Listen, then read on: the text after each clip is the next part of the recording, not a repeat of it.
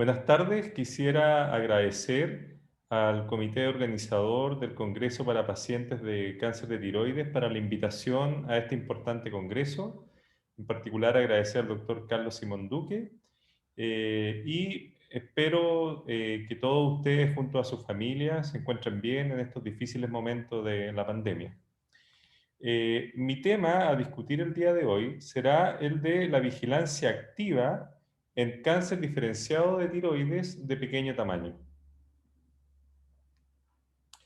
Para partir la presentación, me gustaría utilizar un caso, una mujer de 52 años que vimos en nuestro centro, profesora de inglés, quien durante una ecografía mamaria, el radiólogo le ofreció realizar una ecografía cervical.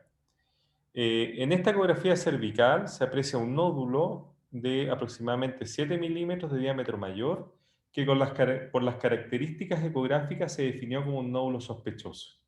Este nódulo estaba bien alejado de los bordes del tiroides, como se ve en esta ecografía, y no había ningún ganglio sospechoso dentro del cuello. La paciente se le realizó una biopsia por aguja fina y el diagnóstico final fue de un carcinoma papilar de tiroides.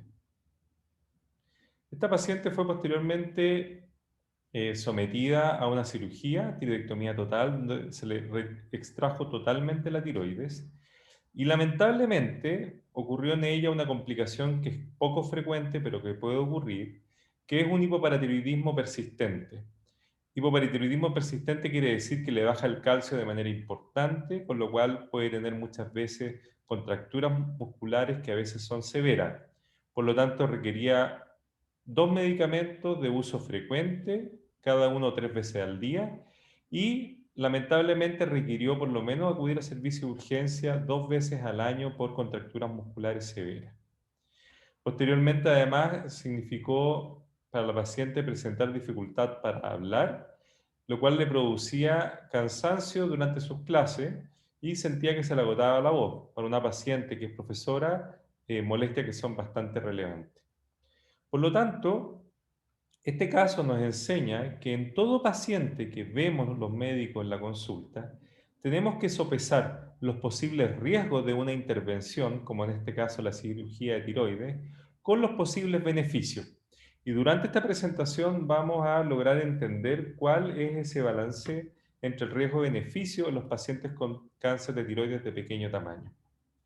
Lo que vamos a realizar, o los temas que vamos a revisar en esta presentación, son las generalidades del cáncer de tiroides, cuál es la morbilidad o daño asociado al cáncer de tiroides, cuándo se puede realizar vigilancia activa, cuáles son los beneficios de la vigilancia activa y cómo se debe realizar la vigilancia activa. ¿Qué es el cáncer? Es la multiplicación anormal y no controlada de las células. Esto puede producir, por una parte, formación de un tumor, quiere decir un nódulo o un aumento de volumen localizado. Eso puede ser pequeño, que no sea palpable, o más grande, palpable. En algunos casos, aunque es raro en el cáncer de tiroides, puede producir invasión a los órganos vecinos, a los órganos que están alrededor de la tiroides.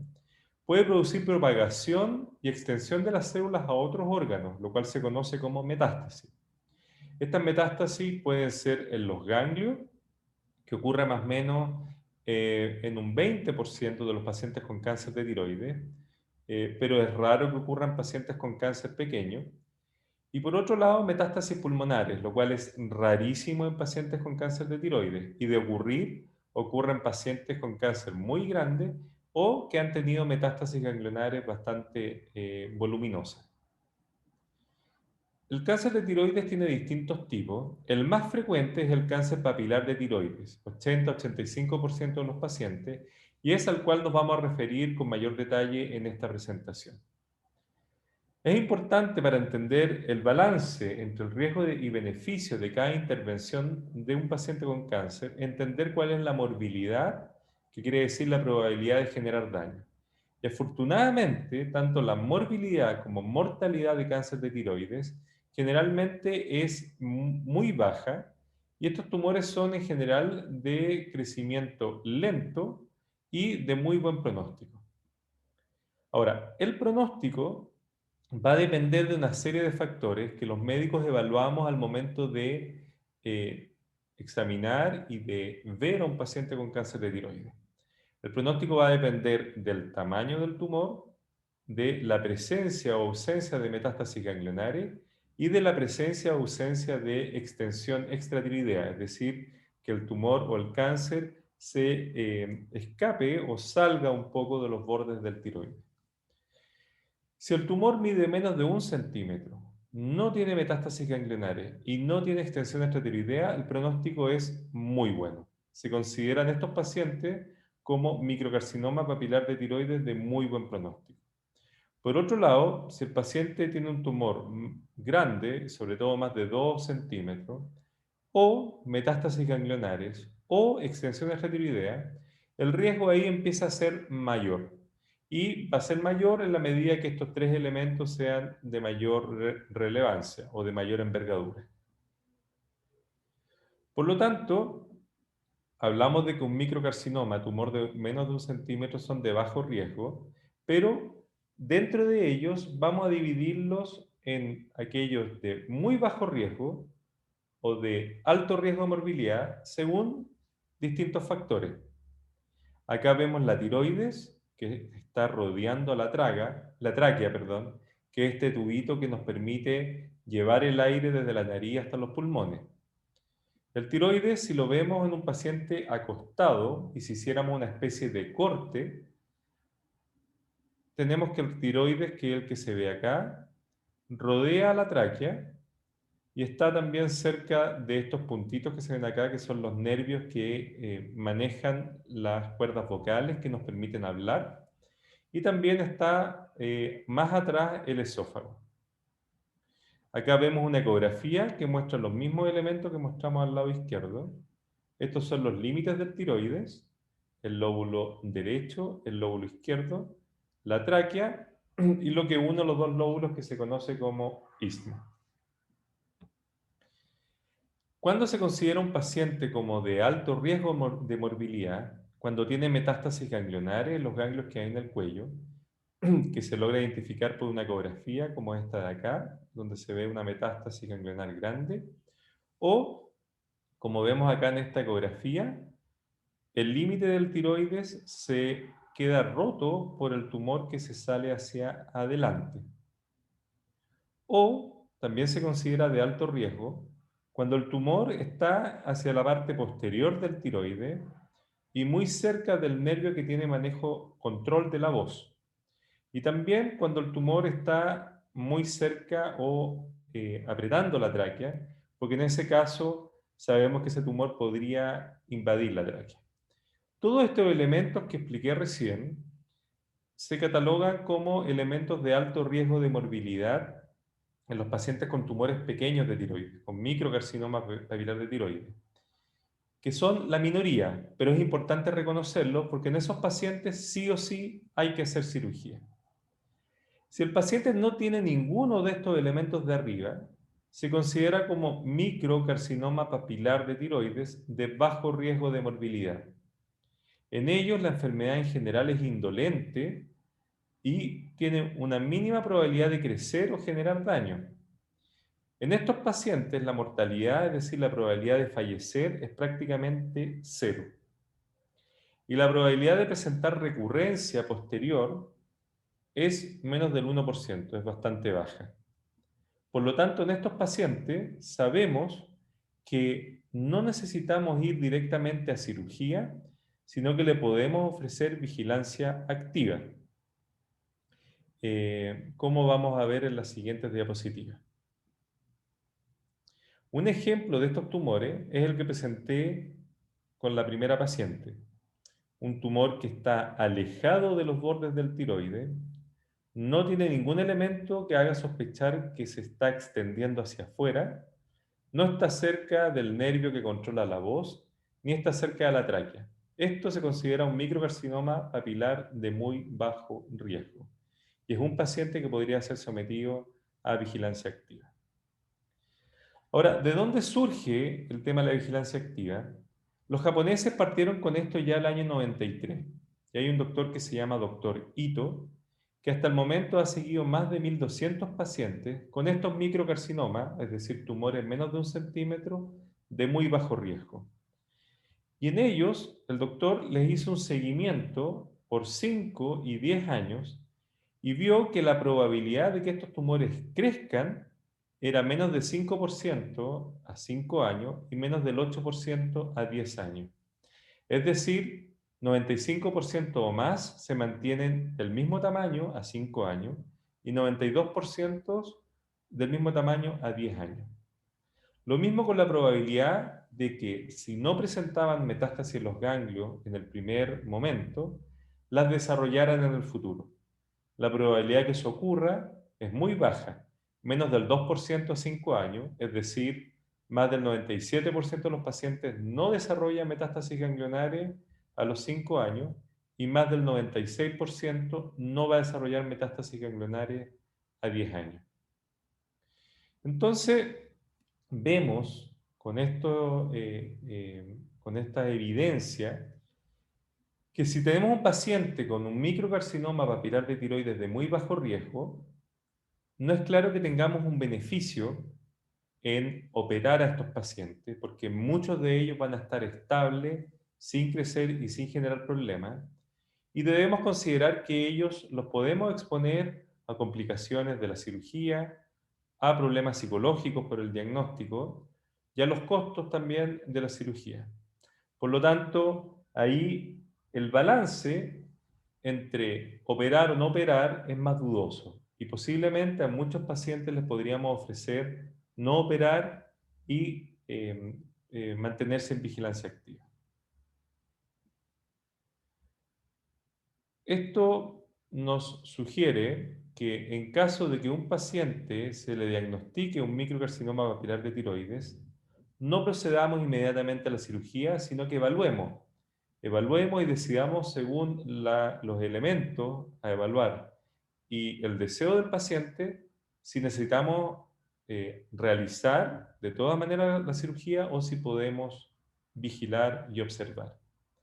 Por otro lado, es importante mencionar que no está recomendado realizar ecografía de screening para pescar estos pequeños tumores, por lo que les mostré recién, porque la gran mayoría no va a crecer, y por otro lado porque hay estudios que muestran que una ecografía de screening no baja la mortalidad de estos microcarcinomas que ya son de muy buen pronóstico.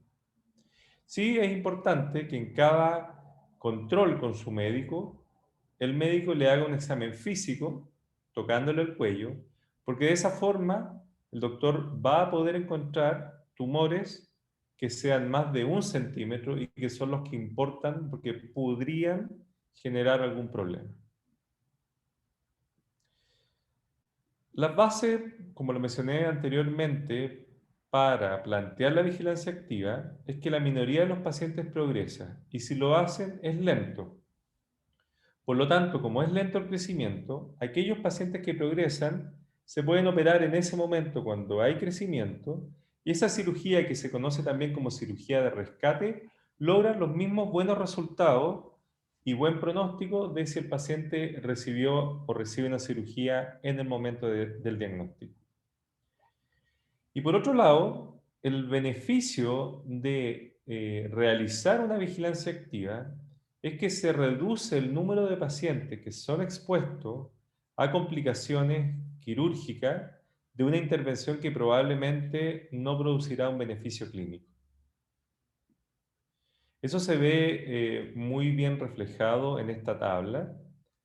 Los pacientes que son sometidos a cirugía siempre van a requerir levotiroxina si es que se le extrae la tiroides completa.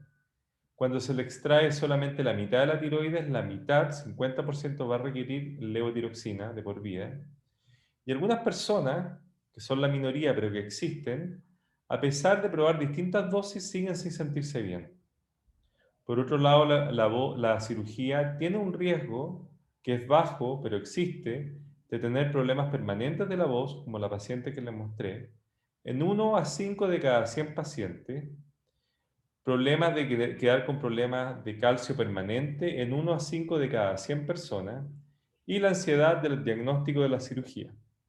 La vigilancia activa, por otro lado, genera el beneficio de que el paciente no requerirá levotiroxina, salvo que tenga otra enfermedad de base en la tiroides. No se va a exponer a posible complicación de la voz o posible complicación del cáncer porque no fue operado. Y sí podría generar ansiedad, que a veces podría ser mayor que en los pacientes que se operan. Eso sí, un elemento que uno tiene que considerar. Para resumir lo anterior, ¿en quiénes se puede plantear la vigilancia activa? En pacientes cuya ecografía sugiere que presenta un tumor de muy bajo riesgo de generar problemas actuales y en el futuro.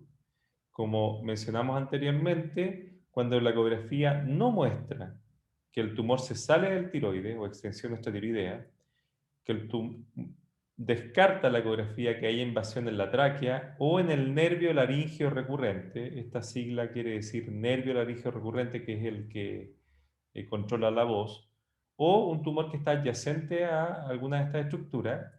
Y la ecografía también debe descartar metástasis ganglionares.